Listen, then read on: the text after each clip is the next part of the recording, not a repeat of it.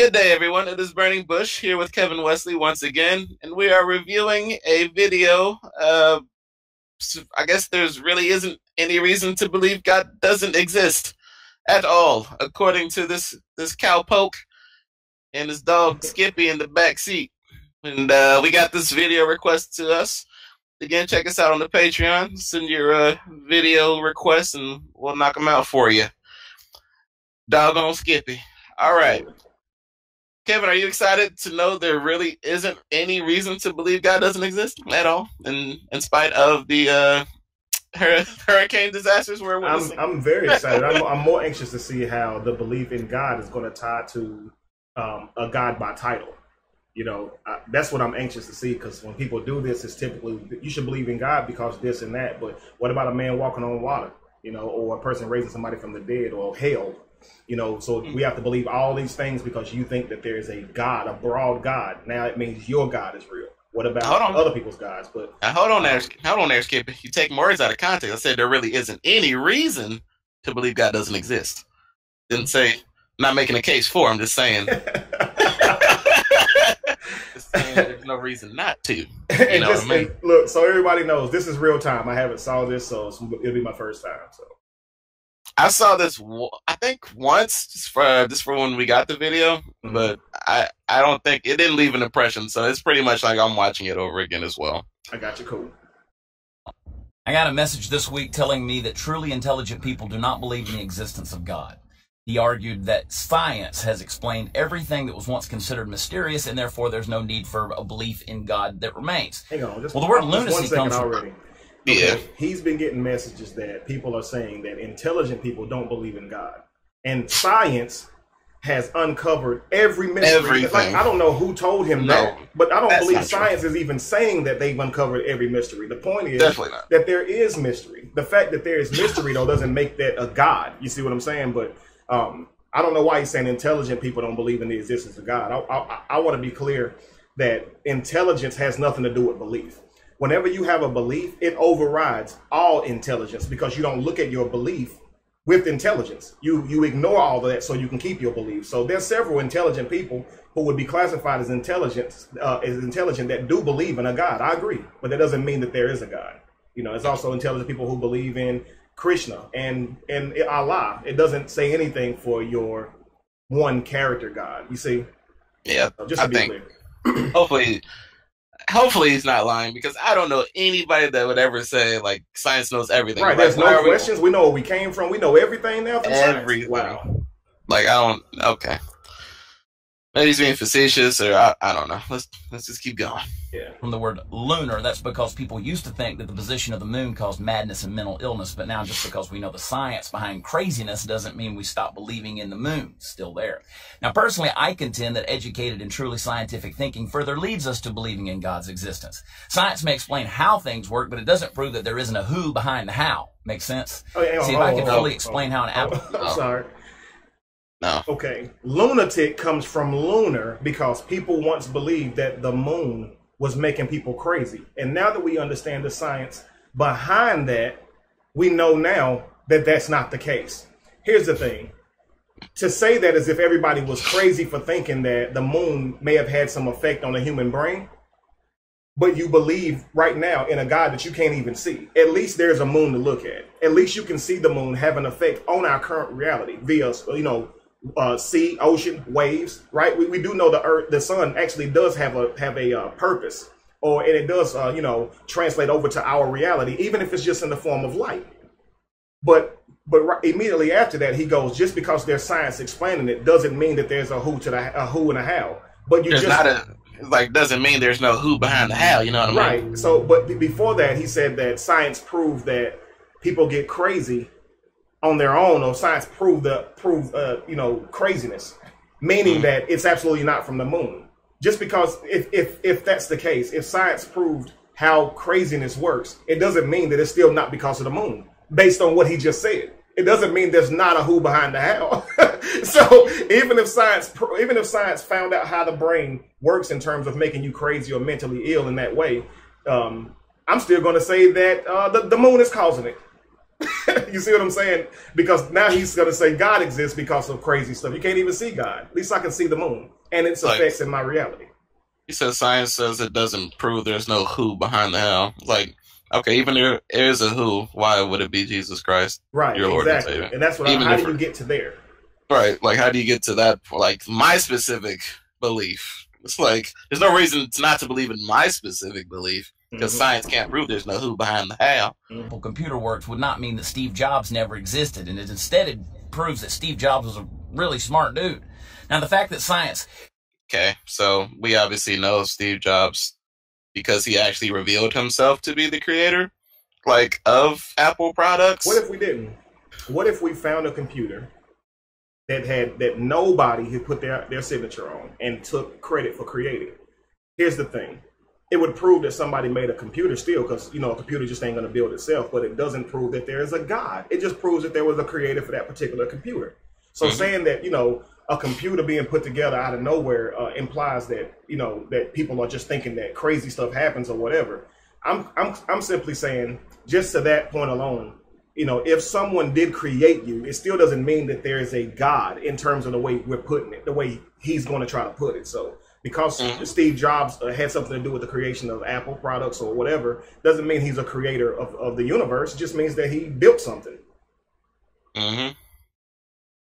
I was going to point out also, you have to make a distinction if you want to say nature versus, you know, design, or what we design. Or if you want to say, you know, nature is intelligent design, when obviously, if you study history, if you study things, you'll know there's really no intelligent design. I mean, because you can see a lot of creatures don't make it through the test of time, you know, birth defects. You can also see animals that go extinct because they can't survive in their natural habitat. So if you want to say God created everything, well, God created some messed up beings that didn't stand a chance in the current world. And I'm gonna tell you what's crazy.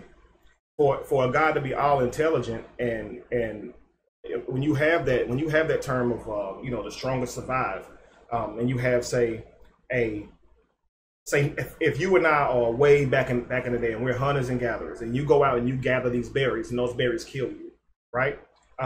If I have the intelligence to recognize, I better not eat that, because when Burning Bush ate it, he died.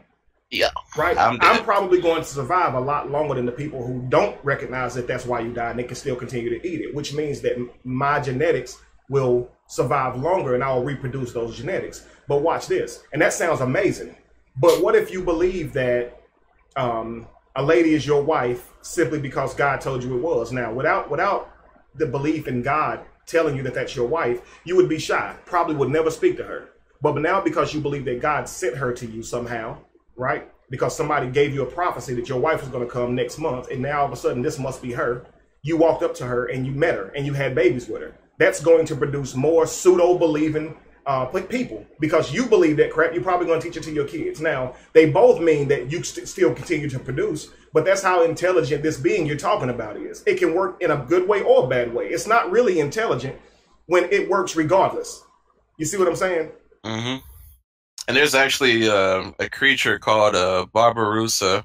It's like a boar, like, whose horns naturally curl, like, from its face into its skull. Like, just naturally, the horns, it's like basically it impales itself as it gets older. Yeah, I'm going to put a photo up there for people to see. But yeah, it's... that's crazy. It's crazy. I mean, intelligent design. Don't female spiders kill their male counterparts after they procreate or have sex? I believe so. Yeah. That makes for intelligent design, don't it? Like that, that's pretty sick. Right. I'd be a virgin, I guess. Right. Shows us that the universe in which we live had a beginning, it's knowable, it's regulated, and is finely tuned for life. Points, at least for me, to a God that made it that way. If there's no God, then our minds are... At least to me. That's the key word. All right. Nothing more than chemicals and atoms bouncing off of each other between our ears. And if we're simply the product of unguided, random, and natural selection, then what makes us think we can even now produce science that is reliable or even remotely accurate? If we're simply the... Because we get results. Because we can examine it. Let's just say this. If you're playing a piano, you can gauge on how good you're getting by the sound that you hear, right? I don't even have to see you playing, Josh. You could just bring me a tape and say, this is me playing piano. I can tell you if it's good or bad, if you're making progression. If you continue to work on that, I can even tell. Even if I'm not seeing you play, the music starts to sound in unison. It starts to sound better. If you're saying like, how can we even expect that we can even come up with something that's even working if we're just molecules bouncing around in a brain? Like, that just sounds ridiculous, man, because you know how many things we've created and invented? You're saying that we were only able to invent it because of Jesus? What about all the things that was invented before Jesus or before God 6,000 years ago? You see, so the word God is manufactured. So you got to believe that this word is manufactured because people couldn't explain mystery, right? As a means to close the gap. It must be real. Let's give an example. Let's just say I were to say there were small fairies who magically that stood outside of flowers and magically made them bloom, and those fairies always waited by that flower to make it open. Now, would that flower opening be proof that those fairies exist? To a person that only has that understanding, yes. Can you prove that a fairy is not there? No. But because a flower opens, and it seems that it opens at the same time every year, that must mean that there's a fairy making it do that. No, it doesn't mean that. That's your understanding. Something outside of that flower must be making it bloom. No. A honeybee maybe, but that's not a fairy. Heck, that's it. Result of millions of years of evolutionary process, then we would only be concerned with the survival basics of feeding and fleeing and fighting and reproducing. But trustworthy science, it wouldn't even be possible. So if atheism is... Okay, so if he says science is, not trustworthy, so I guess he doesn't go to the hospital, like, ever, or he doesn't have any of his family members go to a hospital ever, or he convinces himself it's okay to go because God. Right? they wouldn't even know what to do if it wasn't for God, right? They wouldn't even know, that kind of thinking is just crazy. You'll never be able to really be able to look at God objectively, the idea of God objectively, if you think that just because this happens, that it must mean that your God exists. Your personal God, like who? Jesus?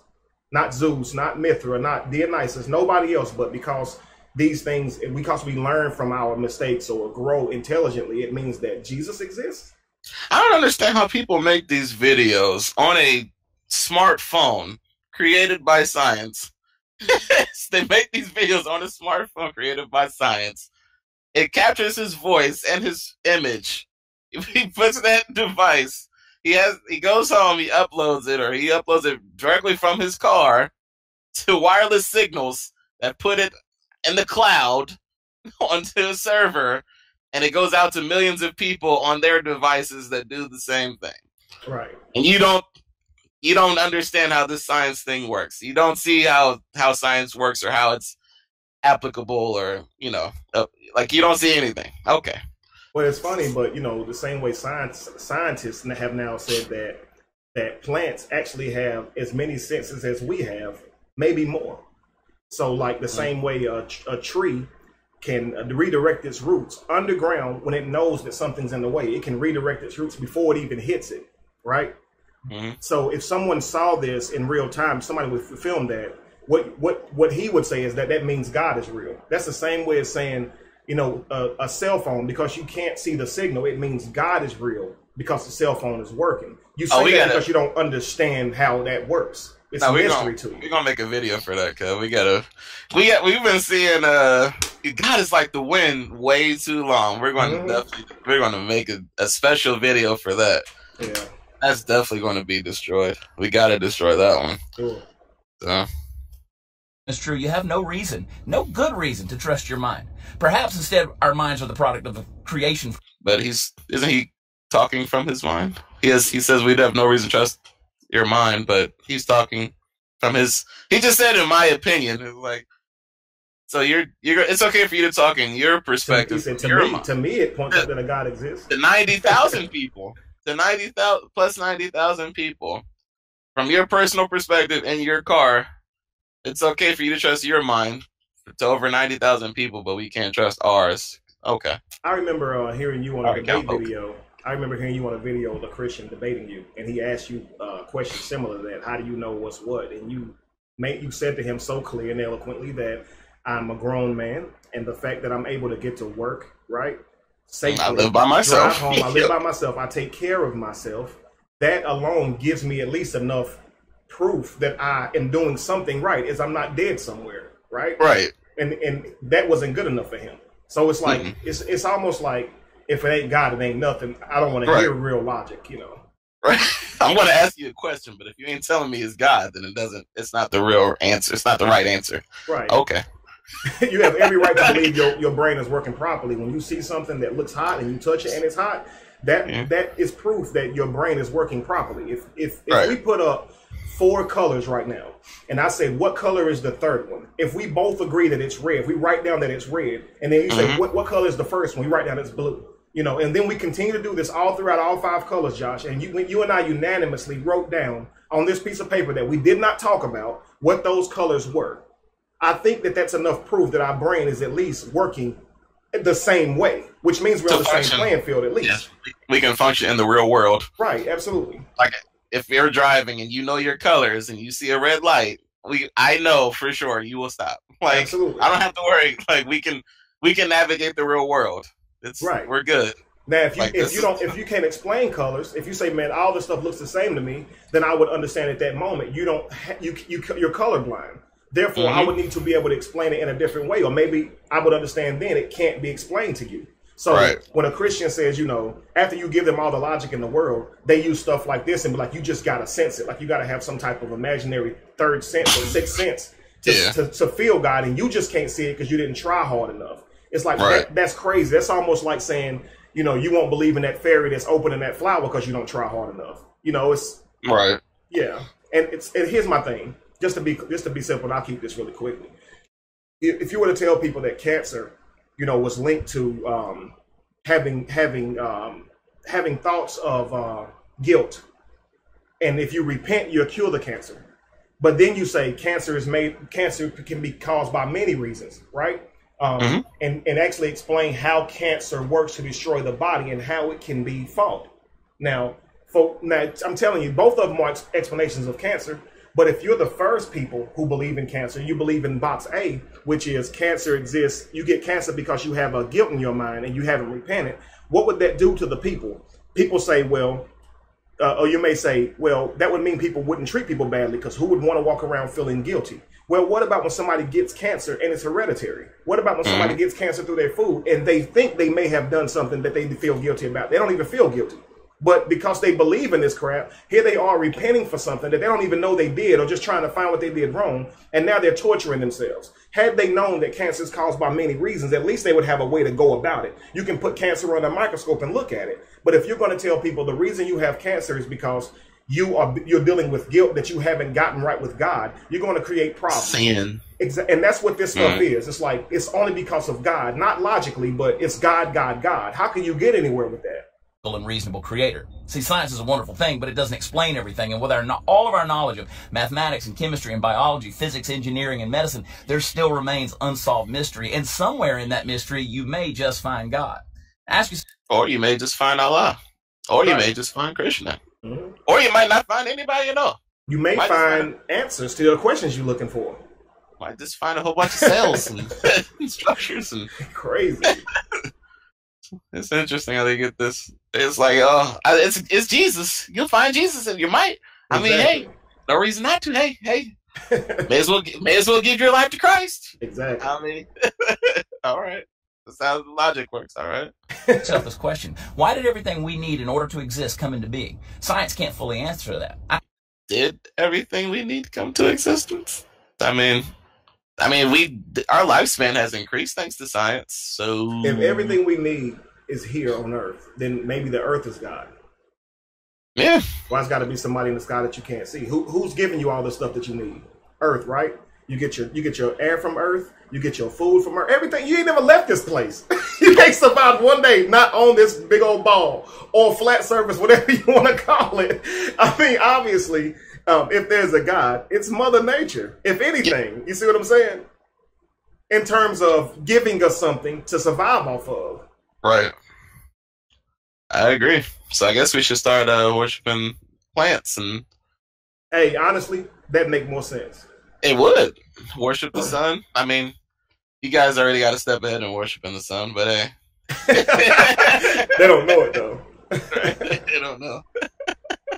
We keep that. Make sure the pastors. Shh, pastors. We know your secret. I had a college professor that once flippantly told me that it was just an accident, but seeing as how you can't build a house by setting off dynamite in a pile of building materials, I had a little trouble believing her theory. Either way, it's a mystery. Well, we don't know what theory that was discussed with that, but okay. Nothing happens on accident. So because you can't dynamite, right? Like just okay. All right, cowpoke. Doesn't mean Jesus is real because you can't throw dynamite into a pile of building materials and build a house. That doesn't mean Jesus is real no more than it means Allah is real, Krishna, the devil, you or me, or the person that threw the dynamite stick. It's crazy. Interesting reasoning here. And what you do with it is up to you. Now, some of you may object to the existence of God because there's evil, but the reality of evil doesn't cancel out the extensive evidence of intelligent. Okay, first of all, that's not the reason. Like, you need evidence of a being, of that particular being. You can't. Evil exists, therefore Kevin exists. Like, is that really the thinking we're going with here? It sounds like. That's very lazy thinking. Very lazy, uncritical thinking. Benevolent design and creation. Your question is, why would God allow it to exist? But my question to you is, has he done anything about it? Now remember, if your brain's just a blob of electrical impulses, then how do we even have the ability to know the standard for what is evil or what is good? We know inherently and almost universally what is good. Those are one of the general apologetic talking points. It's like, how do you, like, what's good and evil if there's no Jesus Christ, Lord and Savior? It's like, right. There wouldn't be good, there wouldn't be evil if there was no Jesus Christ. Let's say if I never gave you a definition for murder and you never saw murder be acted out, you've never saw murder be shown, maybe you would never murder anybody. Now, the only reason we know about murder, well, not the only reason, but the first reason we know about murder, that I know about murder or ever heard about it, was Cain killing Abel in the Bible. That's how I learned about murder. So the same way you get your morale from the Bible, you get your immoral from the Bible. So if you're going to say that God is good because he said don't kill, then the same God said kill. I say this often, but it's very clear. So you can't say God is good because of all good things happen and tell us that our question is actually, if God exists, why would he allow bad stuff to happen? That's not our question. No. We're simply saying good and bad stuff just happen. And there is no God that's controlling it necessarily. You see, so not why would God allow bad stuff to happen? That's like that's an elementary question. We're not asking that question. I don't know why you want to put those words in our mouth, but maybe it's to make your next point. Good, because deep down we know the standard is God. Hey, visit politicalcowboy.com and follow Political Cowboy. What? That was a horrible way to end it. Rewind. For what is evil or what is good. We know inherently and almost universally what is good because deep down we know the standard is God. Hey, visit Political Cowboy. Let's talk about God's standards. Let's talk about God's kill count. Exactly. Come on, man. You cannot sit here and talk about standards when you're dealing with God. Josh, let me ask you a question. Mm-hmm. Do you believe that a person who is homosexual deserves to spend eternity in hellfire? If I thought like God, yes. If you ask a Christian that, in most cases they'll say, well, that's not my decision. Which to me, it kind of shows that they at least have some type of knowledge that is cruel in nature. Absolutely. So they'll just say, you know what, but then if they say yes, you know they crazy indoctrinated. So I deserve to burn in hell for eternity. Right, like it's so crazy. So it's like that because I designed you to be attracted to the same sex. Now I'm going to punish you for acting on those impulses. Exactly. Or, for not believing. You left no evidence, other than what this guy's saying. And if I don't believe in if I'm all the way in India and I see all the things that he's seeing here in America, but I believe that Krishna is real because I saw all of those glaring pieces of evidence that prove the existence of God. So I went to Krishna, the only God I knew. Is it okay if I still burn in hell? And this is God's standards. God's standard is, yes, you would burn in hell. So don't talk about God's standards. That's just silly. God is a mean person. I mean, obviously, Pros. a misogynistic person doesn't like women at all. So you're talking about standards when it comes to God is really silly to me. I mean, really silly. Let's just be honest. If you were a teacher and I was your student, and you see me going around your classroom spreading discord about your lecture and not believing in your lecture, would you allow me to just continue to do it, Josh? No. So you see me getting all the students to not believe in you. Now they're starting to believe what I'm saying over you, who was the teacher. You wouldn't sit back and just watch me do it? Absolutely not. Huh. Wait a second. So you do something about it. Would that be kick me and all the people that I taught differently out of the class too, so they can never learn? Or probably to start with you, and then I'm going to continue indoctrinating. Right, you would move the person that's causing the problem, right? Yes. Not everyone in the room who was a part of it, because that person was the catalyst. This is right. all intelligent God you're talking about, with standards.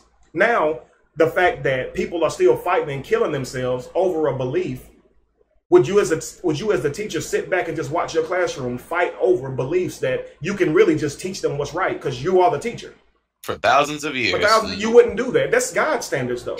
People say God removed himself because people weren't respecting God, so he just hid himself for everybody and let everybody start getting murdered and killed. Based on what information? Well, you know, back then it was burning bushes. Back then it was staffs turning into serpents, and you know, it's not anymore. Maybe it never was, man. I know, that's the mind-blowing part. It's like, wow. Or to be like, nah, the Bible's completely true. No, I'm not even going to think about that possibly being wrong. I would like for this guy to redo this whole video and replace God with consciousness. Also, I would like to know how everything he just said leads to believing that a God by name and by narrative exists. So if you're a Christian, because you never said that, he said he's a politician, so if he obviously gonna dance around the subject. So, but if you're Christian, please tell us how your explanation here makes you believe in Jesus. Jesus, that's what I want to know. Or Krishna or Buddha or whoever it is that you believe in and call God. I'd like to know how it is that you get that it's Jesus, Krishna, Buddha, Allah from what you just said. That would be a good video. I'd really be interested in seeing that. How did he draw the connection to be that Jesus is real? You know, particularly right out of the bunch. All right. Well, I am Burning Bush, and I am disappointed. I'm Kevin Wesley, and again, I'm probably more disappointed. Again, if you guys want us to respond to videos, send them to the email on Patreon, and we will get to it.